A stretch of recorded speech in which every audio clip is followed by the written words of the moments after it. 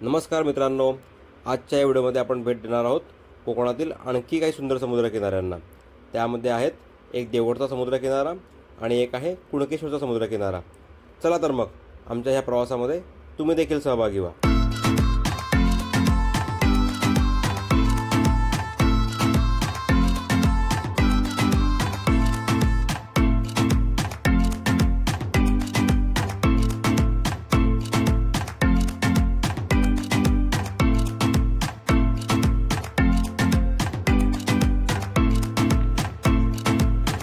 देवगडला जात असताना आम्ही वाटेतच पोखरपाव येथील पांडवकालीन गणेश मंदिराला भेट देण्याचं ठरवलं। ह्या मंदिरातील मूर्ती ही स्वयंभू आहे। तसेच ह्या मंदिरामध्ये एक पांडवकालीन गुहा देखील आहे, जिथे वर्षाचे 12 महिने पाणी वाहत असते। जर ह्या मंदिराबद्दल तुम्हाला अधिक माहिती घ्यायची असेल तर ह्याआधी देखील आम्ही ह्याच्यावरती एक विस्तृत असा व्हिडिओ बनवलेला आहे, तुम्ही तो नक्कीच बघा। त्या व्हिडिओची लिंक मी डिस्क्रिप्शनमध्ये दिली आहे। बाप्पांचं दर्शन घेऊन आम्ही आमचा पुढचा प्रवास चालू केला।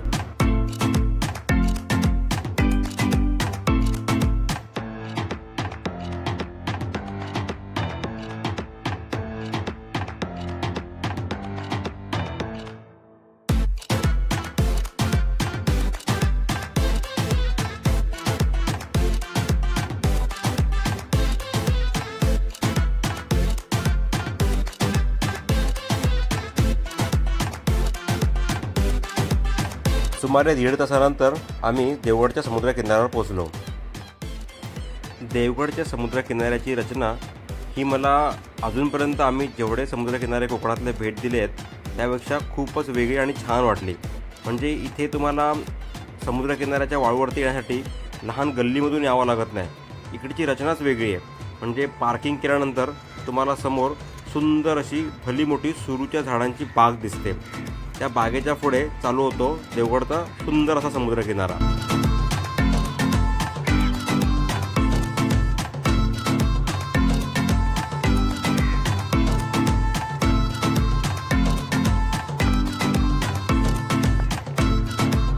जर तुम्ही इथे दुपारी आलात तर जेवणासाठी तुम्हाला इथे शाटम रेस्टॉरंट आहे, तिथे तुमची जेवणाची उत्तम अशी सोय होऊ शकते।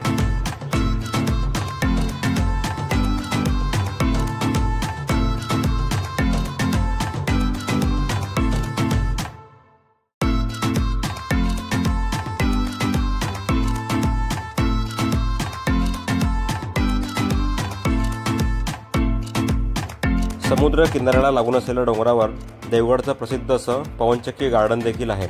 आपण त्याला देखील भेट देणार आहोत। भर दुपारी जरी तुम्ही इथे आलात तरी सुरूच्या बागेमुळे तुम्हाला छान अशी सावली इथे मिळते आणि या सावलीमध्ये तुम्ही मस्तपैकी बसून विश्रांती करू शकता। जर तुम्ही इथे जेवण घेऊन यायचं प्लॅन करत असाल तर नक्कीच करा। मस्तपैकी चटई टाकून सुरूच्या बागेमध्ये बसून तुम्ही जेवणाचा आस्वाद घेऊ शकता। सुरूची बाग संपल्यानंतर चालू होतो देवगडचा सुंदर असा व्हाईट सँडचा समुद्रकिनारा।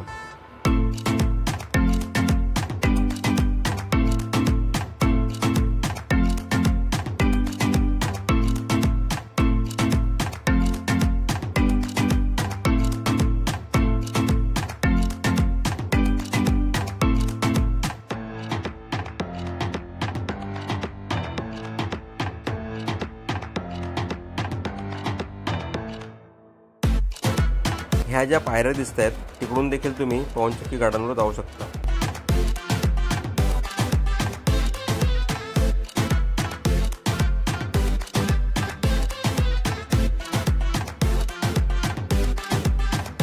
ही जी रोप तुम्हाला दिसते ही झिपलाईनची रोप आहे।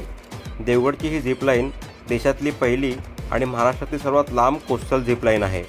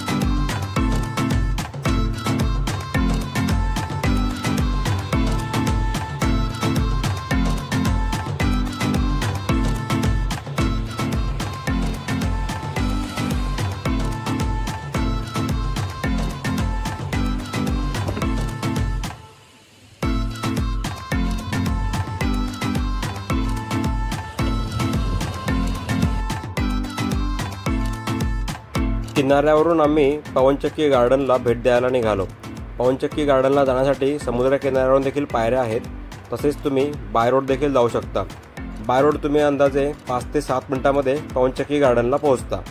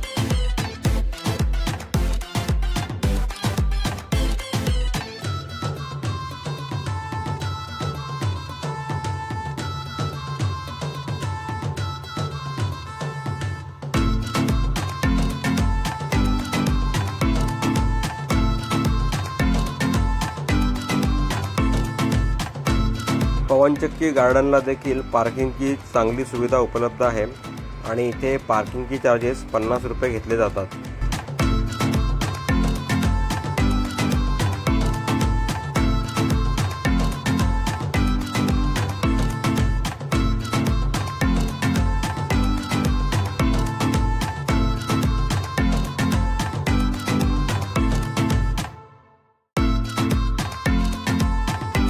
पवनचक्की गार्डनकडे बरेच फूड स्टॉल अवेलेबल आहेत, त्यामुळे जर तुम्हाला इथे काही स्नॅक्स घ्यायचा असेल किंवा चाय कॉफी घ्यायची असेल तर तुम्हाला ते इथे मिळू शकते। आपण जी झिपलाईन बघितली ती इथून चालवली जाते। फ्लाइंग कोकण ह्या कंपनीतर्फे ही झिपलाईन चालवली जाते।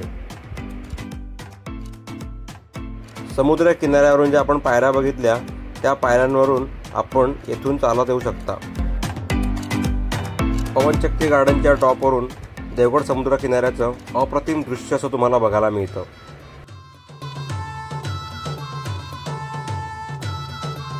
सुंदर सनसेट आम्हाला देखील बघायला मिळाला।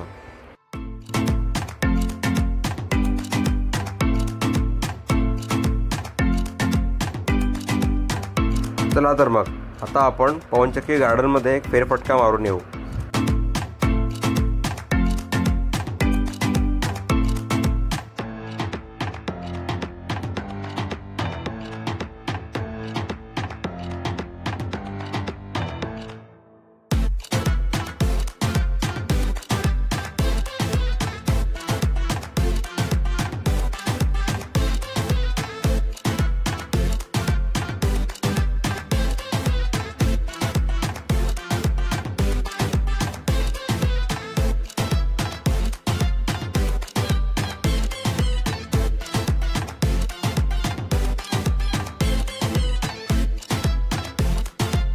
पवनचक्की गार्डन म्हणा किंवा देवगडचा समुद्र किनारा म्हणा, या दोन्ही गोष्टी येथील लोकल ऑथॉरिटीने खूपच छान पद्धतीने मेंटेन केलेली आहे।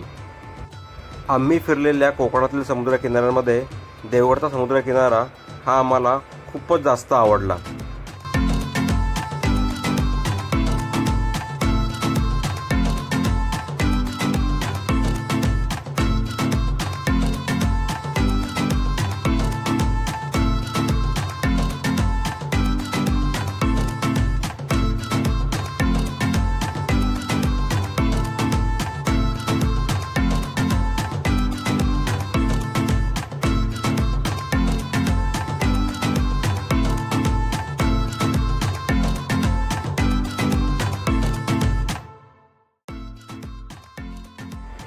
देवगड समुद्र किनाऱ्यावरून आम्ही पुढे कुणकेश्वरला जायला निघालो। देवगड किनाऱ्यापासून कुणकेश्वर समुद्र किनारा 7 किलोमीटर म्हणजे अंदाजे 16 मिनिटावरती आहे.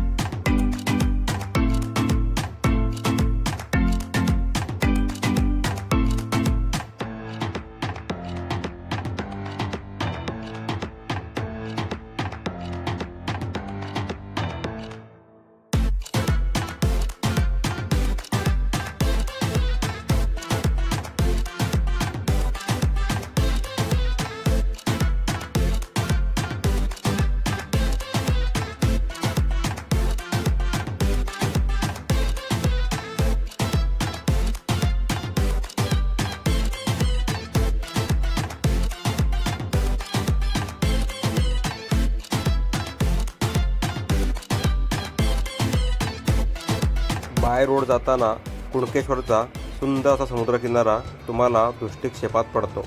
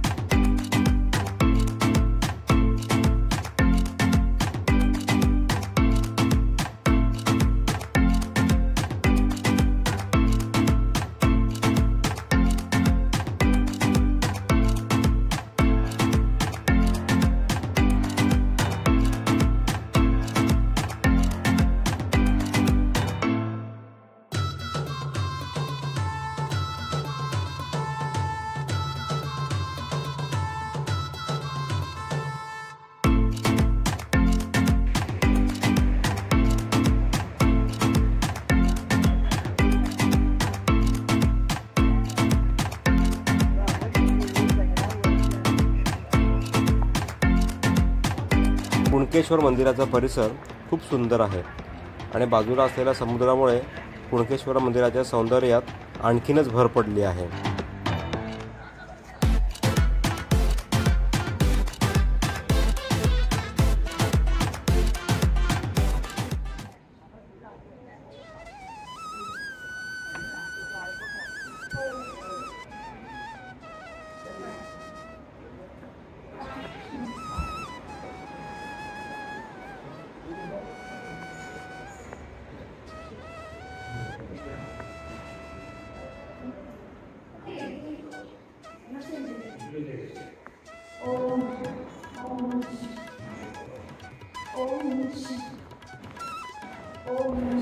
आतील शिवलिंगाचा फोटो काढण्यास सक्त मनाई असल्यामुळे आम्ही त्याचे फोटो काढले नाहीत.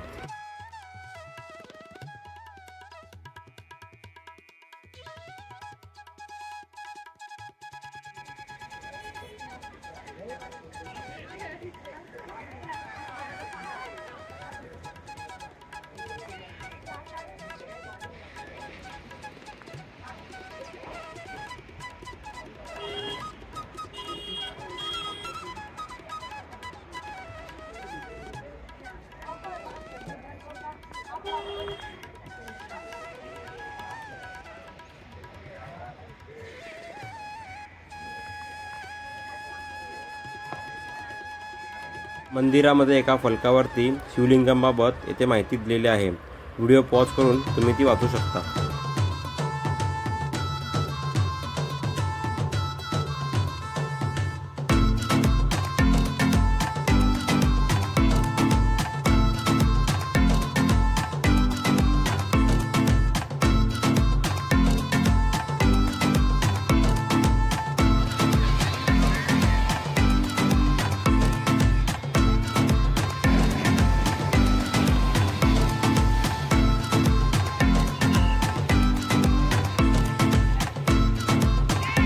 कुणकेश्वराचं दर्शन घेऊन आणि अस्ताला जाणारा सूर्य जो आपल्या जीवनामध्ये पुन्हा एक नवीन पहाड घेऊन येतो त्याला नमन करून आम्ही अखेरीस तेथून निघालो.